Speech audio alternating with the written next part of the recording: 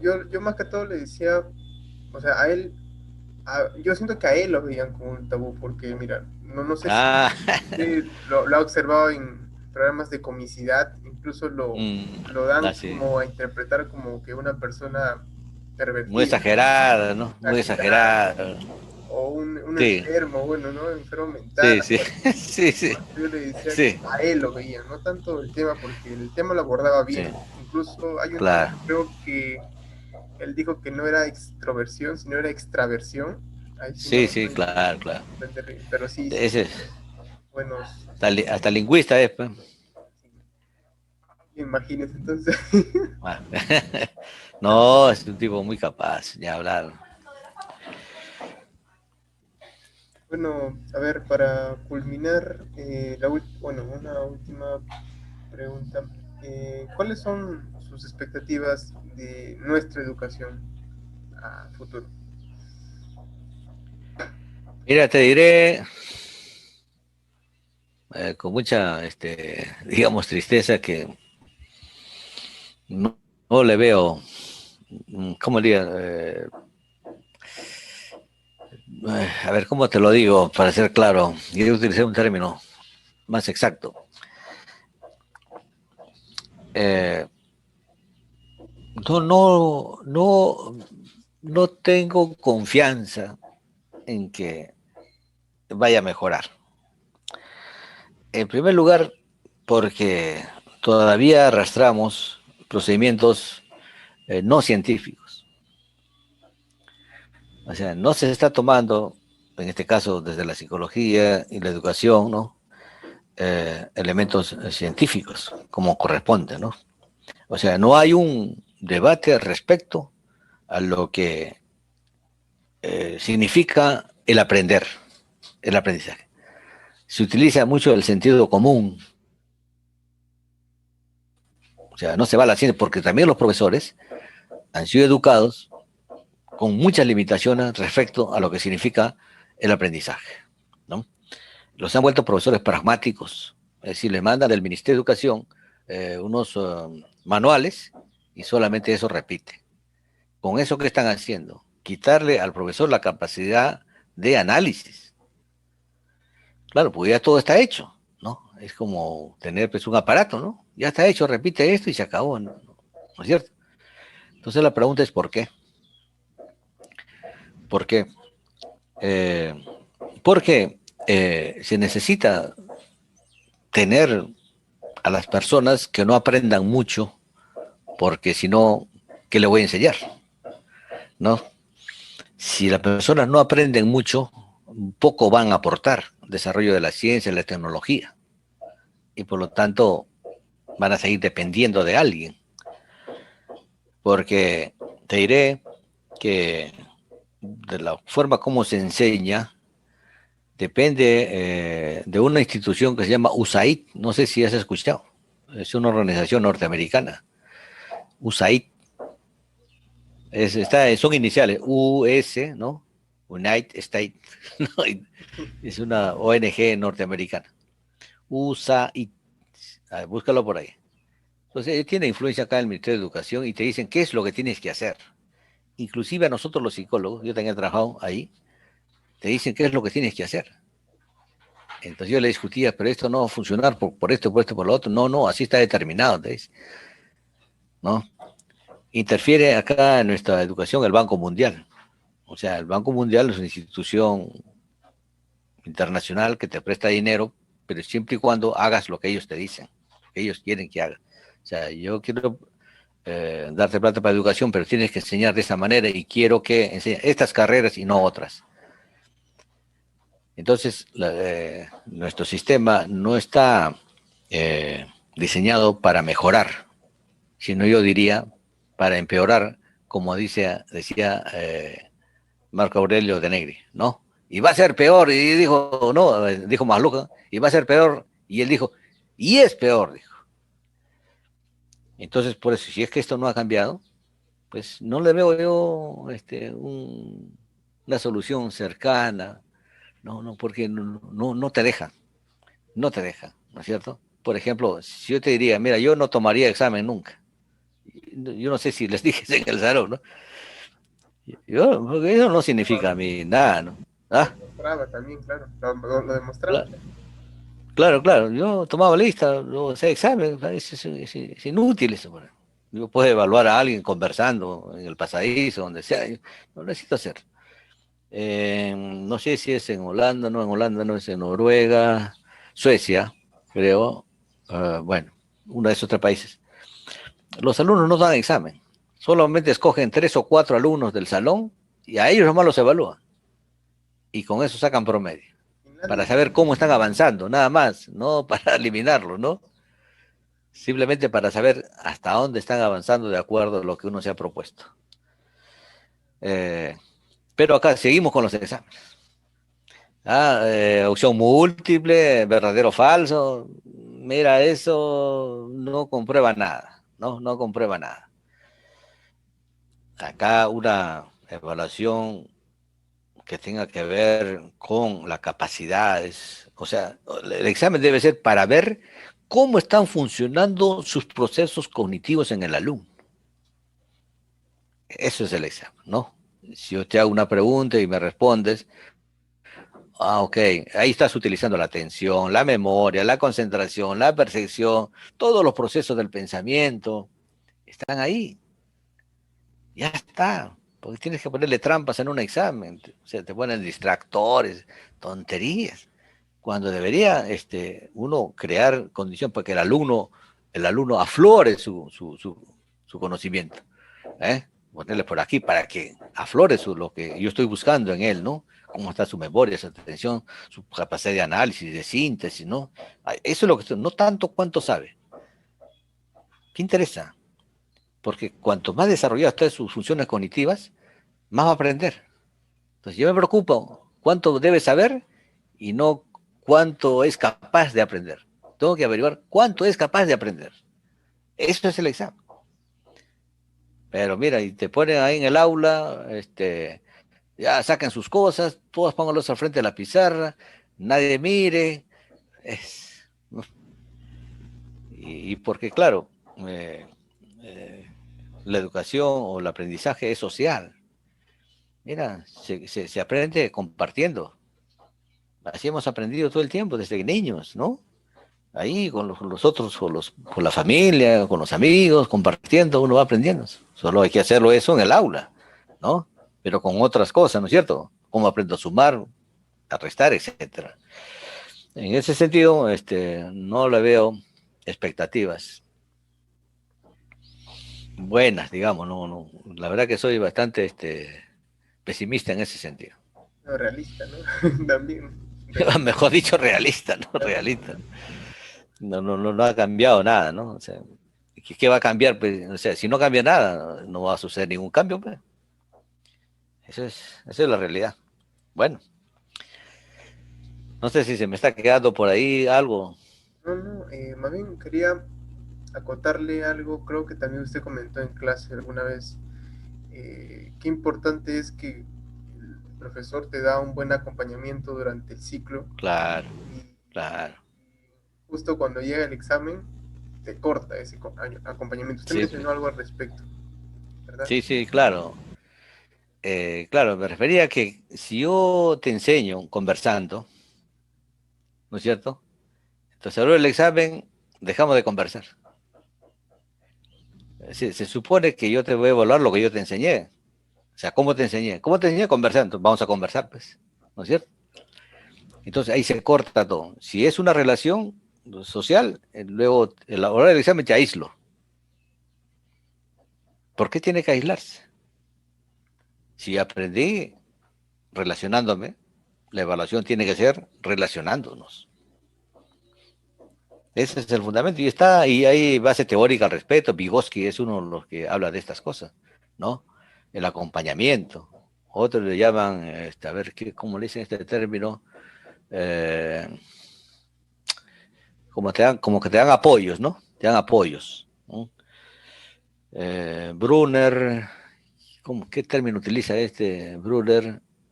Andamiaje, dice, ¿no? El andamiaje, o sea, el apoyo. El apoyo, ¿por qué tiene que terminar? El apoyo, mira, tiene que continuar todo el tiempo. Lo que pasa es que cree que cuando ya el alumno aprendió con apoyos, ya hay que dejarlo solo. No, no, se deja solo para que lo que tú le enseñaste con apoyo lo pueda hacer solo. Sí, correcto. Pero no significa desligarse de eso. O sea, ya tú lo miras nomás, pero estás ahí atento, ¿no es cierto? Es como un niño que, ¿no es cierto?, que está aprendiendo a caminar, lo ayudas, lo agarras de la manito, lo haces caminar, y después ya lo dejas que camina solo, pero estás atento, ¿no es cierto? Entonces va a llegar un momento que el niño ya lo puede hacer solo, pero va a aprender otras cosas a partir de lo que ya puede hacer solo, va a aprender solo, va a aprender a hacer otras cosas, otra vez con acompañamiento, ¿no es cierto? Por ejemplo, cuando decían el examen, ok, ustedes solo se sientan ahí, ¿no es cierto? Bueno, yo haría en grupo, pero la universidad pues, podría hacerlo, decidir otra cosa, ¿no? Bueno, pues supongamos que estés solo. Igual yo le digo, con lo que quieran, pregúntenme, ¿no? No hay ningún problema. Entonces yo me acerco y converso, ¿y esto cómo es esto, profe? Mira esto, mira, fíjate esto, fíjate, revisa aquí, revisa allá. Ok, ya, profe, listo, muy bien. Y comienza a trabajar solo. Ya está. ¿Cuál es el problema? Porque tengo que estar vigilándolo, ¿no? Y con amenazas, decirle, por si acaso, si vienes acá, te jalo y te quito la prueba, etcétera. O sea, metiendo miedo, ¿no? Un alumno tiene que aprender cuando se encuentra psicológicamente tranquilo, ¿no es cierto? Si estás con miedo, tus capacidades van a disminuir, pero en caso contrario, vas a producir mejor. Ya está, es lo que uno tiene que hacer, ¿no? O sea, ver las condiciones para que produzca el alumno, para que se exprese y ahí lo vas a evaluar. Zona de desarrollo próximo se llama eso, ¿no? Vygotsky, en ese, ahí creo que te he puesto, en esa relación de libros, creo que está ahí. En todo caso, me avisas, ¿no? Tengo libros ahí al respecto, si te interesa, me avisas. Sí, no, sí, me llama la atención bastante diferentes, ¿no? También Vygotsky, Piaget también creo que también es otro Claro, bueno. interesante Pero también. yo voy más por Vygotsky que por Piaget, ¿no? Eh, terminando, a ver, hay un empresario que también comenta que es relevante o ha sido relevante durante su aprendizaje trabajar en equipo. ¿Qué opinión usted da al respecto? Absolutamente de acuerdo. Eso, ese es el fundamento por el que el examen también debe ser en equipo, ¿me entiendes? Claro, ¿cuál es la razón para que no lo sea así? ¿Por qué? Porque nosotros los seres humanos somos seres sociales y nosotros desde que nacemos eh, aprendemos socialmente con los hermanitos, con los vecinos, con papá, mamá, ¿no es cierto? Siempre, todo el tiempo sociales.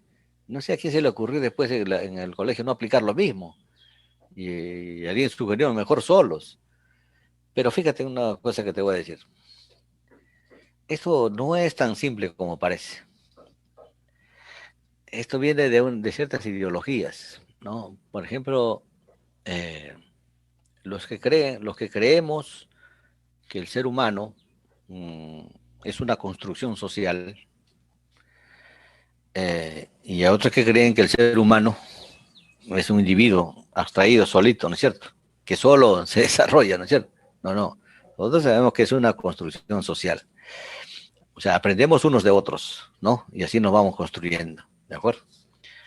Si eso es nuestra naturaleza, eso es nuestra esencia, no tenemos por qué separarlo, debes individualizarlo, porque el individuo, el potencial del individuo se va a manifestar dentro del grupo, porque todos los del grupo no se van a manifestar en el mismo nivel, uno más que otros, pero en ese grupo, ¿no es cierto? En ese grupo. Si tú estás solo, ¿cómo sabes que estás bien o estás mal? ¿Cuál es tu referente? No, nadie te puede decir, porque es el otro es el que te dice, oye, está bien esto que has hecho acá, ¿no es cierto? Pero por mí mismo, puedo decir que sí, pero no lo voy a asegurar rotundamente, porque alguien me puede decir, no, no está mal. O sea, es el grupo el que te va a decir, mira, esto es correcto o no es correcto, y te aprueban y tú, pues, haces lo que corresponde. Entonces, decía que el ser humano, unos creen que es solitario y otros creen, como yo, que es un producto social, ¿no es cierto? Ahí. Sobre ese principio es que yo aplico a la pedagogía, ¿no es cierto? Eso que es filosofía respecto al ser humano, lo aplico a la práctica, en este caso la pedagogía. Tiene que haber una relación. El ser humano no es un ser individual, es individual como expresión del grupo, pero no es un ser que no necesita del grupo. El ser humano necesita de los grupos. Por ejemplo, para que exista el tú, debe existir el yo, ¿o no? Sí, claro. Claro, si no hubiese yo, no tendría razón de que existe el tú. Y al revés, ¿no es cierto? Eso significa que ambos existimos, el tú y el yo, siempre. Esa es nuestra esencia social, absolutamente. Pero en sociedades, por ejemplo, como la norteamericana, piensa que no, que es el individuo solo, el que decide y que nadie puede tomar decisiones respecto a él, que no tiene compromisos con los demás, y entonces es un ser abstraído a sí mismo y por eso es que tienen el 40% de personas que manifiestan vivir en soledad, ¿no es cierto? Que se sienten solos. Y si se sienten solos, pues necesitan compañía, pues. Es decir, que les están quitando la esencia del ser humano, que es lo social, y lo reducen a un sujeto abstraído, solitario. Es como una neurona. ¿Una neurona vale porque existe una sola o porque se engancha con otras? Se engancha con otras, claro. Claro, su existencia va a depender de la forma como se va a relacionar con las demás, ¿no es cierto? Entonces, esa neurona no va a decir, ¿sabe qué, neuronas? Mira, ya usted ya no se meta conmigo, ya trabajen solo por allá, a mí no me digan nada. No, se muere pues.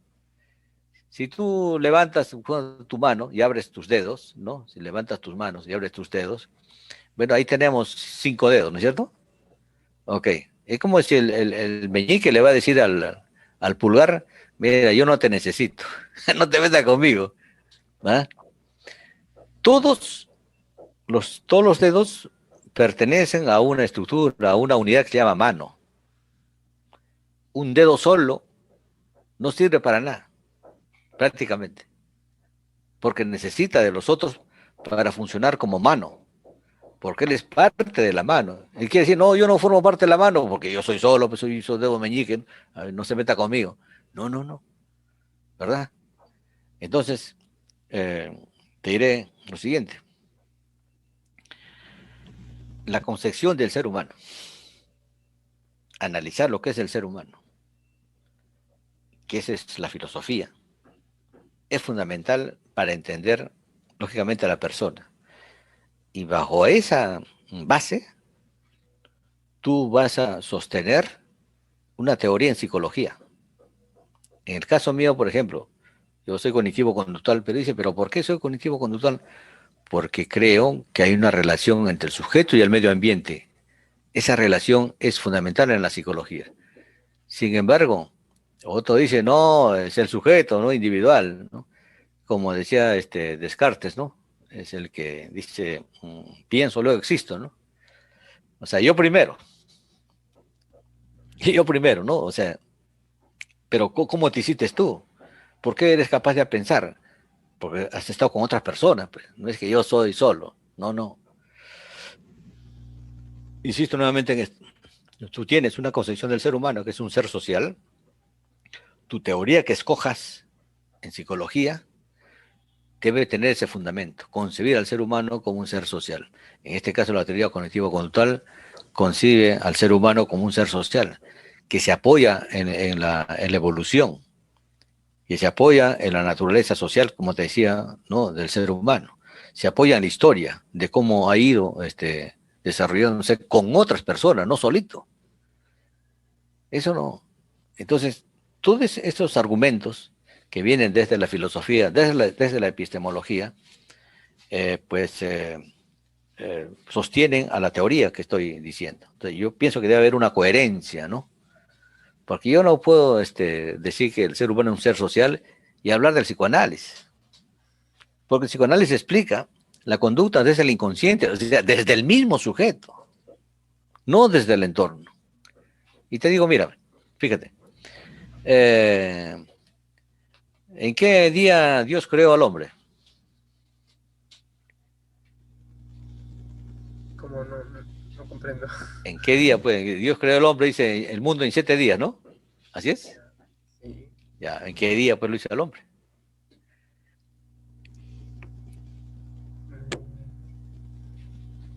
Mm, no, bueno, no podré En decirle el algo. sexto día, en el sexto día. Significa que antes había creado pues, los mares, había creado las montañas, o sea, primero creó el medio ambiente, ¿entiendes? Creó el medio ambiente. Eh, ¿El hombre es el ser más antiguo del universo o había otros elementos más antiguos que el hombre? Otros. Claro, antes había pues que ese polvo morférico, temperatura, agua, qué sé yo, tanta cosa, ¿no? En fin, pero el ser humano apareció miles y miles de años después. O sea, ya cuando había un ambiente. Por eso decimos que, ¿no? Que el ambiente es determinante. El ambiente es el que lo influenció, ¿no? En el caso del hombre, que fue una célula procariota, ¿te acuerdas de eso, no? Célula procariota, célula eucariota. ¿Ah? ¿Te acuerdas o no te acuerdas? Más o menos. Ya. La célula procariota es la célula más antigua, ¿no? Que no tenía núcleo. La célula eucariota sí tiene núcleo, de la cual estamos formados nosotros, ¿no? Pero esa célula ya tenía un ambiente, pues, había temperatura, había agua, humedad, etcétera, etcétera, ¿no es cierto? Entonces, en esa relación se creó el hombre. Entonces, se creó, ya para ir terminando, se creó de dos maneras. O sea, el ser humano tiene dos vidas, digamos, ¿no? Una vida inorgánica y una vida orgánica. A ver cómo está eso. La vida inorgánica se refiere a los elementos químicos, ¿no? O alimentos inorgánicos, ¿no? Como los elementos químicos, este, del cual nosotros estamos conformados, ¿no? Estamos conformados de acuerdo a esta sigla, ¿no? Uy, ya se me olvidó. Eh, o sea, nitrógeno, mira, nitrógeno, oxígeno, carbono, ¿qué más? Chon se llama, ¿no? Hidrógeno, chon. Chon significa la C, carbono, H, hidrógeno, O, oxígeno, N, nitrógeno. Esos son nuestros 4 componentes fundamentales, ¿no? Ahora nosotros estamos conformados de esos 4 elementos. Pero, este, los elementos químicos están conformados por átomos, ¿no es cierto? En este caso ya física, estamos hablando de la física, por átomos, ¿no es cierto? Y los átomos tienen energía positiva, energía negativa, ¿no? Electrones, ¿no? Neutrones, etcétera.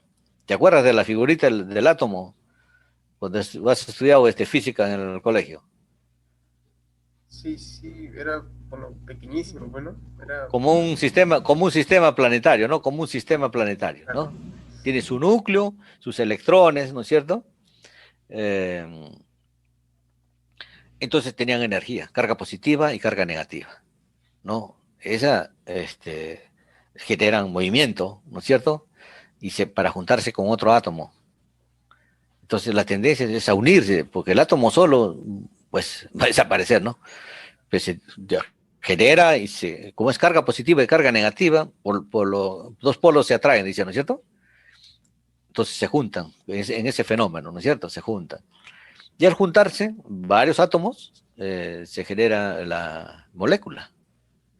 Y la molécula también hay movimiento porque el átomo permanece ahí en otra condición, pero está ahí. Hay carga positiva, carga negativa. Se genera un movimiento, ¿no es cierto? Se junta con otra molécula y otra molécula y luego se forma la célula. O sea, hasta la molécula es la vida inorgánica.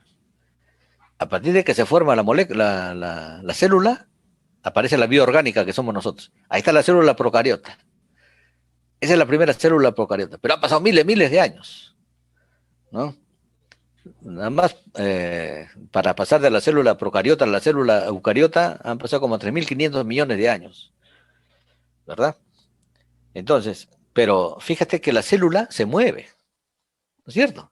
La célula, un espermatozoide se mueve, por ejemplo, ¿no es cierto? Solo, digamos, ¿no? Porque está compuesto por elementos químicos, y hay átomos, hay moléculas, y se está moviendo. ¿Cuál es la idea de la célula? Juntarse con otra célula. Células nerviosas, células óseas, se juntan entre ellas, entre las células afines. La célula espermatozoide se junta con la célula lóbulo, se juntan, ¿no? Se buscan. Entonces, las células se van juntando, pues tienen también movimiento, ¿no? Pueden expandirse, ¿no es cierto? Pueden encogerse de acuerdo a la temperatura, ¿no es cierto? Reaccionan con el ambiente. Mira, desde ahí hay una relación con el ambiente. Y se junta con otra célula, ¿no es cierto? Para formar, ¿qué? Los tejidos. Y los tejidos están formados por células, están formadas por moléculas, están formadas por átomos. Y se siguen moviendo, ¿no es cierto?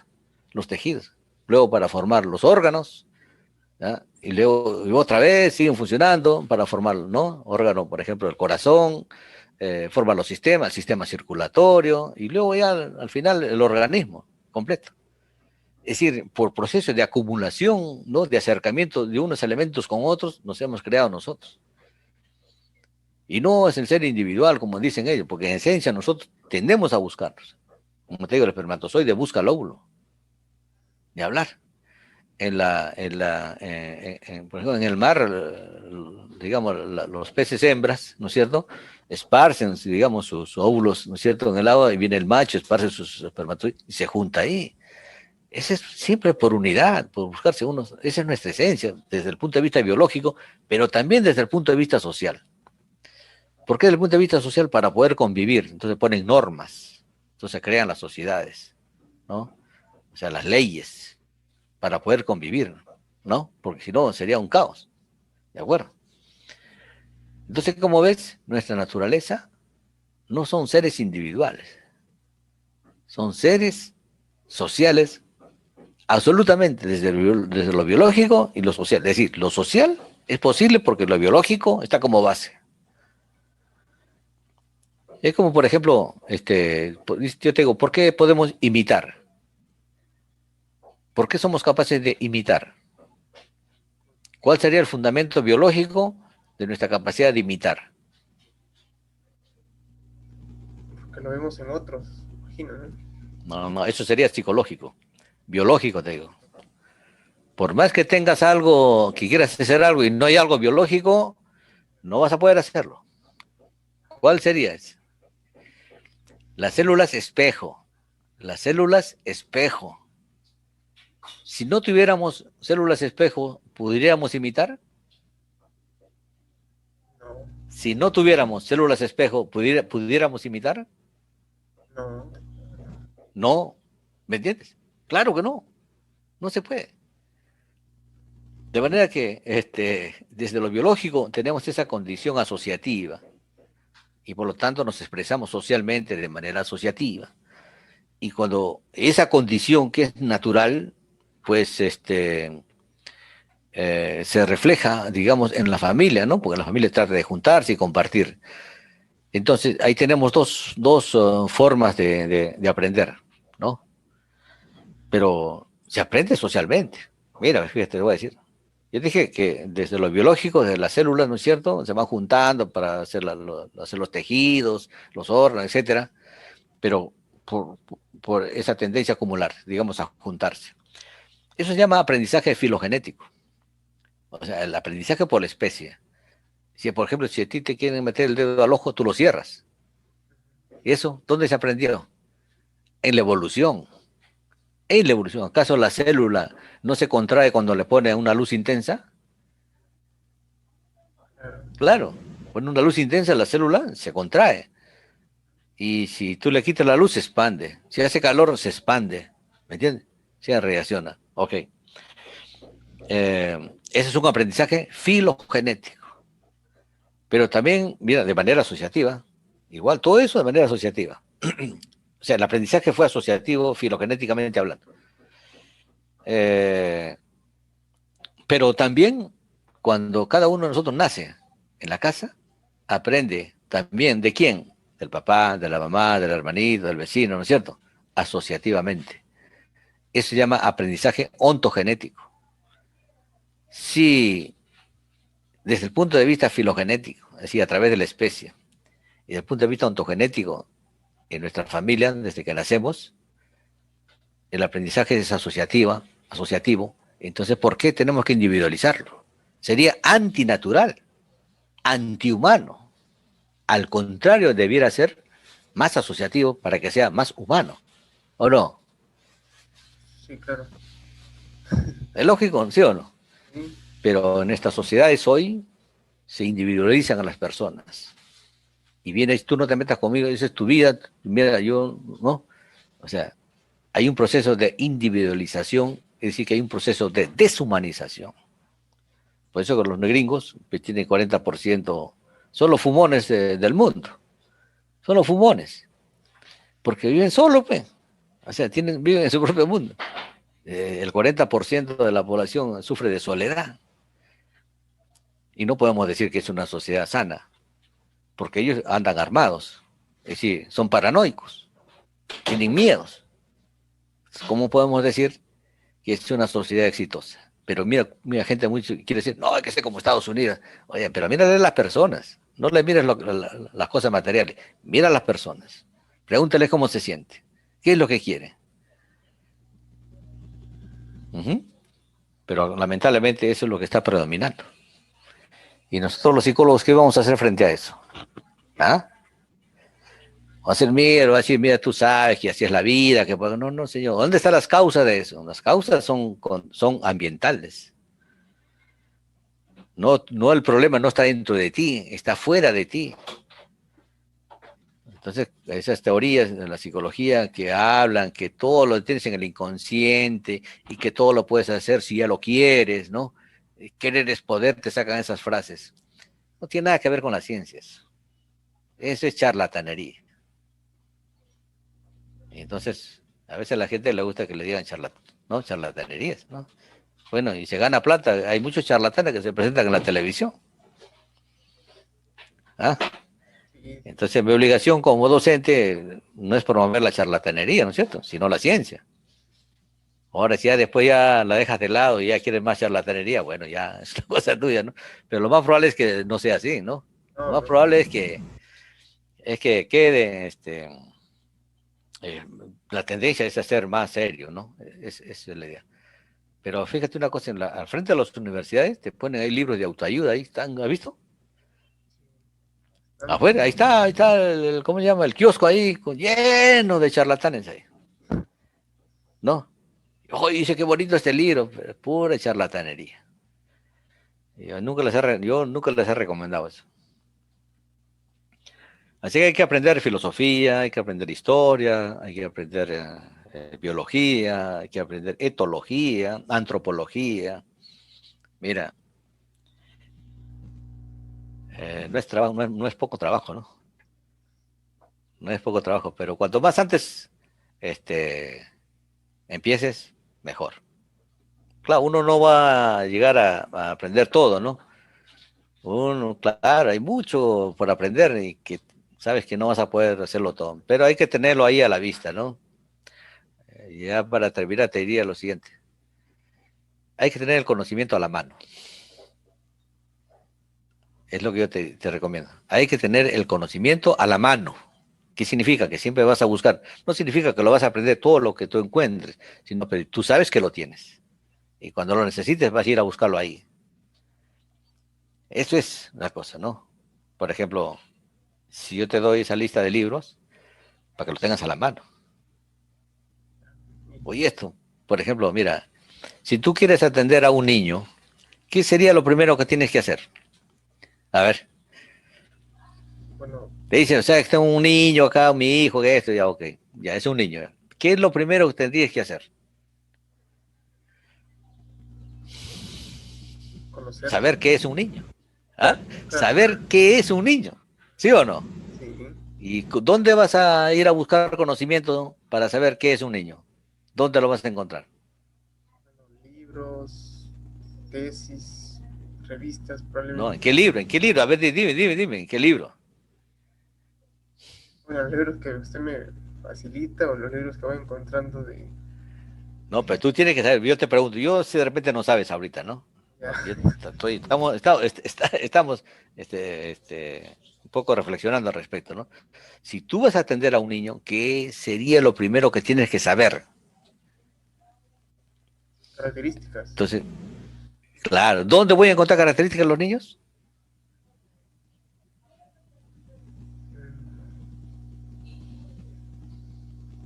Mm, ¿Ah? una buena ¿Ya ves? pregunta. En el libro, Psicología del Desarrollo. Claro, Claro. Entonces, cuando me dicen a mí, ya los alumnos saben dónde buscar información, no es verdad. Hay que enseñarles dónde buscar. Hay que enseñarles dónde buscar, ¿no? Bueno, tú formas parte de esta generación y no tienes la culpa tú de esto, ¿no? Pero tienes que saber que las cosas no han venido así nomás, así al azar, sino que está diseñado para que así sea, que los alumnos sepan menos posible de cosas científicas y que sepan de cosas que no tienen fundamento científico, como son los libros de autoayuda, y esos abundan. Encima te dicen, hay unos libros, dicen, ¿cómo convertirse en millonario en 10 días? Una cosa, ¿te das cuenta? ¿Cómo es posible que va? ¿No? Y los venden.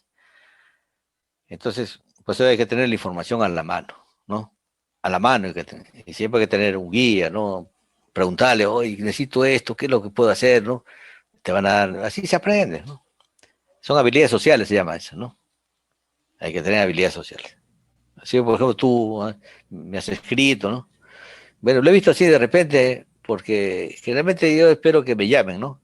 Porque si yo no veo pues, el WhatsApp, ¿no? O lo veo al otro día, yo no sé, pero yo veo con otras personas y lo miran a cada rato y están atendidos. No, se me hace difícil.